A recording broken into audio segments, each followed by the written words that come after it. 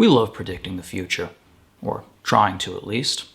Our planning depends on it. And after all, predicting also gives us the sense that we're able to control our future. In fact, entire industries exist in order to make predictions.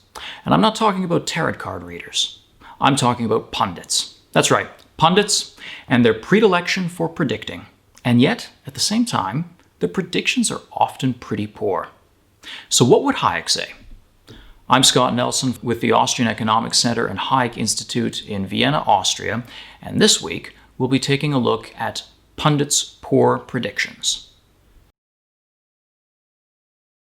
So I envisioned this video as a successor to the one I did last week on two types of thinker. And if you haven't checked that one out yet, then please do. We've included a link to it. The distinction that Hayek draws between a master of his subject on the one hand and a puzzler or a muddle-headed thinker on the other is not unlike a far better known distinction between a fox and a hedgehog, which we know thanks to Isaiah Berlin's famous essay in the 1950s called The Hedgehog and the Fox. It's worth noting parenthetically that Hayek himself was not aware of the potential similarities between his two types of thinker and the fox and the hedgehog, as he mentions in a footnote to his essay. So what's the deal with the fox and the hedgehog? Well, it turns out that this comparison goes back a very, very long time to a Greek poet by the name of Archilochus, who in one of his fragments says, "The fox knows many tricks, but the hedgehog knows one important trick." Now, for Isaiah Berlin, what was significant about this comparison is that he thought that foxes were the kinds of people who saw a plurality of causes and interpretations of the world. Hedgehogs, on the other hand, had only one way of interpreting the world, only one cause for why the world is the way it is. We probably all know individuals of both kinds of philosophy. In fact, the preeminent example, I would say, of a hedgehog-type thinker is Karl Marx, for whom politics, society, religion, ideas, the state are all so much fluff that is determined by the socio-economic factors going on, namely the conflict between the forces and relations of production. Now, this comparison between the fox and the hedgehog was brought up again in 2005 by an American political scientist by the name of Philip E. Tetlock. What Tetlock was interested in studying was why good predictors were good at predicting and bad ones were bad at predicting. And the factor that he found was decisive was whether that predictor was more of a fox or a hedgehog in his thinking. So he found that foxes, and I'm speaking here particularly of long-term prediction, he found that foxes tend to have a better idea of the limits of their knowledge. They're more self-critical. Moreover, they're more willing to change their mind when they're wrong. Hedgehogs, on the other hand, are more likely to uphold double standards.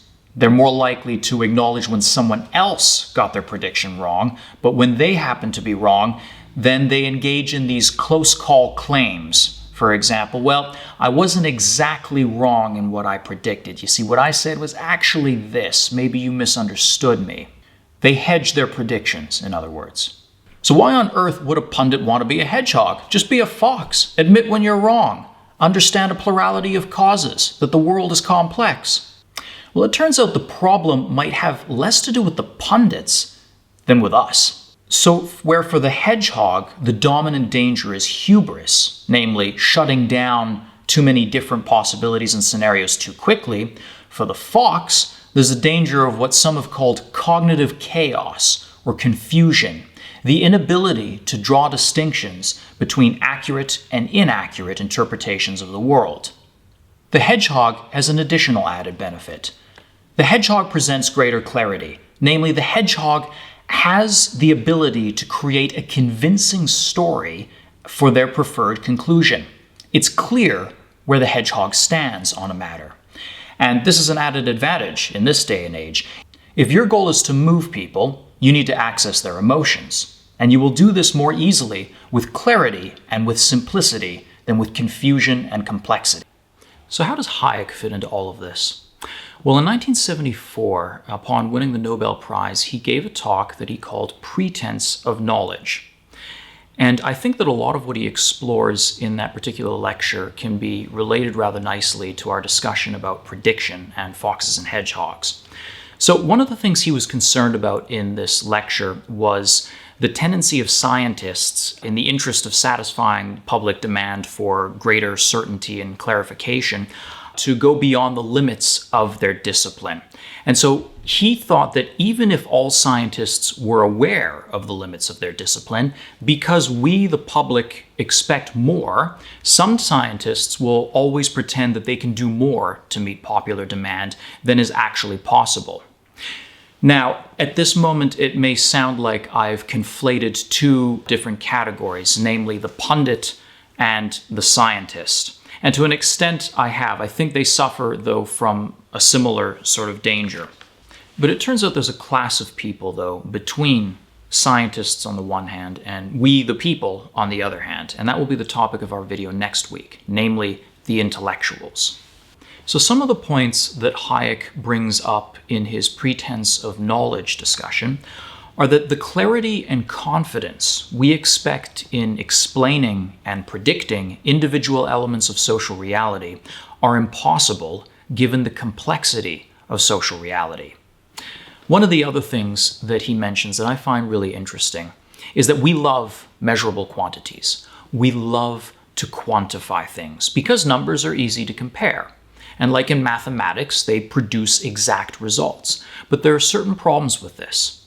For one, there's a problem that we might start thinking that measurable quantities are the only factors that count in our explanation of reality. Similarly, a related problem is that clear explanations that appear scientific, because, for example, they analyze a lot of measurable quantities, are in fact not scientific at all. And there are two dangers that are related to these two problems. On the one hand, there's a danger that we might misinterpret or oversimplify reality. And on the other hand, there is the danger that we misinterpret the scientific endeavor itself and what kind of knowledge science is able to achieve. So what is science capable of, then, for Hayek? Well, for Hayek, science enables us to make pattern predictions, to predict the general characteristics of events to be expected, but not necessarily particular individual events. To say nothing of grandiose long-term predictions pertaining to the fate of capitalism or liberal democracy or even the course of history. Now, it's unlikely that we'll give up our desire for simple explanations and predictions.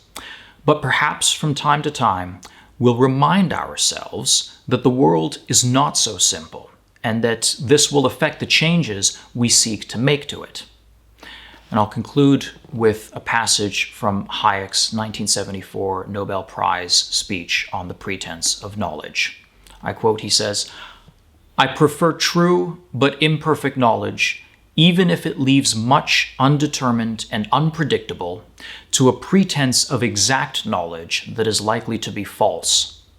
The credit which the apparent conformity with recognized scientific standards can gain for seemingly simple but false theories may, as the present instance shows, have grave consequences. The recognition of the insuperable limits to his knowledge ought indeed to teach the student of society a lesson of humility which should guard him against becoming an accomplice in men's fatal striving to control society. A striving which makes him not only a tyrant over his fellows, but which may well make him the destroyer of a civilization which no brain has designed, but which has grown from the free efforts of millions of individuals." And that's what Hayek would say. Hi everyone, we hope you've been enjoying our videos. If so, then it'd be great if you could help us out by liking, subscribing to our channel, and sharing these videos with your friends. Thanks.